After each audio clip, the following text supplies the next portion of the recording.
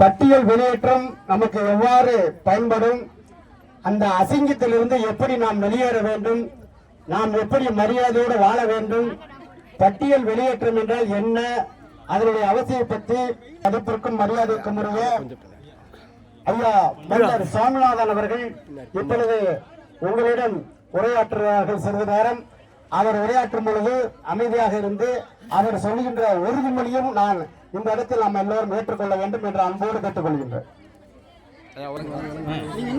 கவனிங்கம்மா ஐயா, கவனிங்க.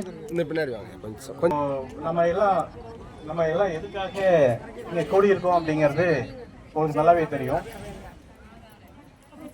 நம்முடைய தியாக செம்மல் ஐயா இமானுவேல் அவர்களுடைய இந்த பிறந்த நாள் இனிய விழாவுக்கு எல்லாம் நம்ம வந்திருக்கோங்கிறது ஒரு சந்தோஷமான விஷயம். நான் எதுக்காக வந்திருக்கோம், அவருடைய நோக்கம் என்ன, ஐயாவுடைய அந்த பயணம் என்ன, எதனால அவர் இடையில அவர் ஒரு இது இப்படி ஆனது, என்ன காரணங்கிற வரலாறு நமக்கு தெரியும். அதாவது நம்முடைய இனத்தில் 1924 நம்முடைய தேவேந்திர குல வேளாளர் சமூகம் மிக உயர்ந்த அந்தஸ்தில் இருந்துச்சு. அப்போ பிசியில் இருந்தோம். அதன் பிறகு நம்மளை 1924 அதன் பிறகு எஸ்சியா மாற்றப்பட்டோம்.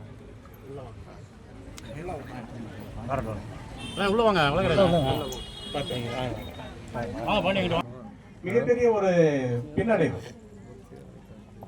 ஐயா போன்ற ஆட்கள் அவருங்க ஆர்மியில இருந்தாங்க, அதிகாரியா இருந்து அவங்க இந்த உள்ளூருக்கு வரும்போது நம் மக்களுக்கு ஏற்படுகிற இன்னல், அதே மாதிரி பிற சாதிகளுக்கு நம்ம போன்ற பிற சாதிகளுக்கு ஏற்பட்ட இன்னல்களை பார்த்து அவங்களுக்கு மனசு அது வெந்து. ஏன்னா இந்த இவ்வளவு பெரிய ஒரு சமூகம், ஆளுமைக்கு மிக்க ஒரு தேவேந்திர குல வேளாளர் சமூகத்தை மற்றவங்க ரொம்ப எளிதா நினைச்சுக்கிறாங்க.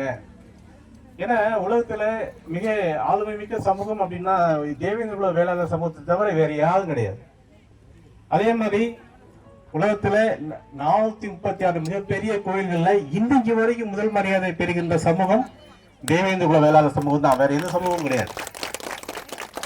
எல்லாம் சொல்லலாம், நாங்க ஆட்ட பரம்பரை, நாங்க பெரிய ஆளு அப்படின்னு சொல்லிட்டாலாம். ஆனா அது வாய்க்கு தான். ஒரு கோயில்ல போய் ஒரு முதல் மரியாதை வாங்குறதுக்கு எந்த கொம்பனாலும் முடியாது. ஆனா தேவேந்திர குல வேளாளர்கள் தான் இன்னைக்கு வரைக்கும் அந்த முதல் மரியாதை பெற்றிருக்காங்க. அதைத்தான் நம்ம ஏன் இவ்வளவு பெரிய ஒரு ஆளுமை, இவ்வளவு பெரிய ஒரு புகழ் இருந்தும் நம்மளை எஸ்சின்னு சொல்றான், என்ன காரணம்? நம்மளை வேணும்னே மற்ற சமூகங்கள் சேர்ந்து ஒரு பொய்யான ஒரு பரப்புரையை செஞ்சு நம்மளை எஸ்சியில சேர்த்திருக்கிறாங்க. நமக்கு அந்த நேரத்தில் நம்முடைய தலைவர்கள் யாரும் பெரிய தலைவர்கள் இல்லை. அதனால நம்முடைய இம்மானுவேல் ஐயா போன்றவங்க அவங்க போராடுறாங்க. எப்படிலாம் போராடுறாங்க அப்படிங்கிறது உங்களுக்கு நல்லாவே தெரியும். அதனால இழப்பு எப்படி ஏற்பட்டுச்சு அப்படிங்கிறது உங்களுக்கு நல்லா தெரியும். சமூகத்தை இன்னைக்கு பாத்தீங்கன்னா மிக கேவலமா பேசுறாங்க, எழுதுறாங்க. அந்த வீடியோலாம் பார்த்தா நமக்கு நத்த குதிக்குது. அது மாதிரி எல்லாம் பார்த்துட்டு தான் தம்பி சகோதரர் பாலாலாம் மிகப்பெரிய ஒரு வேலையை அந்த நேரத்துல எல்லாம் செஞ்சாங்க. இது போன்ற மிகப்பெரிய ஒரு தலைவர்கள்லாம் நிறைய அங்க தமிழ்நாட்டில் தோன்றதுக்கு காரணம் என்ன தெரியுமா? நம்முடைய இவ்வளவு பெரிய சமூகம் இப்படிலாம் இருந்தோமே, நம்மளை போய் இவ்வளவு இலக்கணமா பாக்குறாங்களே, ஒரே ஒரு அந்த இதுதான். தம்பி கூட 2-3 நாள் அங்கேயே கூட ராமர் பாண்டியருக்கு கூடவே இருந்தாங்க. மிக சந்தோஷமா இருந்துச்சு. ஏன்னா கூடவே இருந்து அந்த விஷயத்தை செஞ்சு கொடுத்தாங்க. யாரெல்லாம் போராளிகள் நம்ம சமூகத்துக்கு யாரெல்லாம் உழைக்கிறாங்களோ அவங்களெல்லாம் பாத்தீங்கன்னா ஒரு கடந்த 5 ஆண்டுகள்ல 130 இது போன்ற தலைவர்கள் கொல்லப்பட்டாங்க. அதெல்லாம் என்ன கேட்டா நம்மளுக்கு ஆதரவா ஒருத்தர் கேள்வி கேட்டாங்கன்னா அவங்கள இந்த உலகத்துல இருக்க விடுறதில்லை. மற்ற சமூகம், குறிப்பிட்ட சமூகம்லாம் அந்த வேலையை செய்யறாங்க. அதனால நம்ம இப்ப அதுக்கு எல்லாம் என்ன காரணம், அடிப்படை என்ன காரணம் தெரியுமா? நம்ம இருக்கிறது எஸ்சி அப்படிங்கிற ஒரு இழிவான சொல்லுறது தான். நம்ம இந்த இடத்துல இல்லையே. 1936 வரைக்கும் நம்ம பிசில தான் இருந்தோம். எங்க இருந்தோம்? நல்லா சொல்லுங்க, நல்லா சொல்லுங்க வேகமா. பிசில இருந்தோம். இப்ப எங்க இருக்கோம்? எஸ்சில இருக்கோம். நம்மள எவ்வளவு இழிவா பேசுறது, எப்படி சொல்றேன், நம்மள எஸ்சி பையலன்னு சொல்றேன், எஸ்சி பல்லச்சின்னு சொல்றான். நம்மள இழிவா பேசுறது, பல்லச்சிங்கிறது பல்லருங்கிறது எவ்வளவு உயர்வான வார்த்தை தெரியுமா? உலகத்திலே மிக சிறந்த வார்த்தை பல்லர் தான். அந்த மல்லர்கள் தான் பல்லர்கள், பல்லர்கள் தான் மல்லர்கள். அப்படியேப்பட்ட உயர்வான ஒரு அந்த வார்த்தையை இன்னைக்கு எப்படி கேவலமா பேசலாம் தெரியுமா? அவன் தேவேந்திரன், நம்ம தேவ இந்திர குல வேளாளர்கள். தேவ இந்திர குலம் என்ன குலம்? இந்திர குலம். இந்திர குலம் மிகப்பெரிய ஒரு உலகத்தை ஆட்சி செஞ்ச ஒரு இந்திரனுடைய வம்சாவளி மரபு. நம்ம அப்படியேப்பட்ட மரபு நம்மள இன்னைக்கு எஸ்சின்னு சொல்லி கொண்டு வந்திருக்கானா? நம்ம அந்த இடத்துல இருக்கலாமா? இருக்கலாமா? நல்லா சொல்லுங்க, வேகமா, எல்லாரும் வேகமா. சரி, இப்ப நம்ம என்ன செய்யறோம்?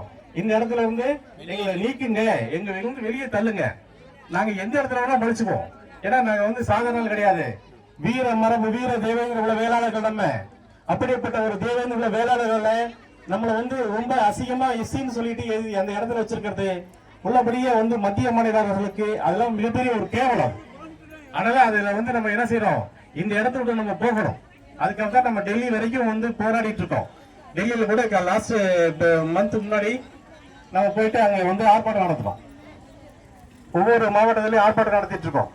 இங்க இப்ப இன்னைக்கு பெண்கள் இவ்வளவு தூரம் வரீங்கன்னா நமக்காக உழைத்த மிகப்பெரிய ஒரு தியாகி இம்மானுவேல் ஐயாவுடைய அந்த ஒரு பிறந்த நாளுக்காக வரீங்க.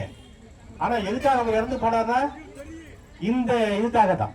இப்ப பறவை பாலாக்கு தம்பி எல்லாம் வந்திருக்கிறாங்க இல்லையா, இவங்க எல்லாம் போராடிட்டு இருக்காங்க இந்த சமூகத்துக்காக, உங்களுக்காக, நமக்காக. அப்ப நம்ம இப்படிப்பட்ட ஆட்களை அவங்க கொள்றாங்க. ஒரு குறிப்பிட்ட ஒரு சமூகம் நம்மளை கொள்றாங்க.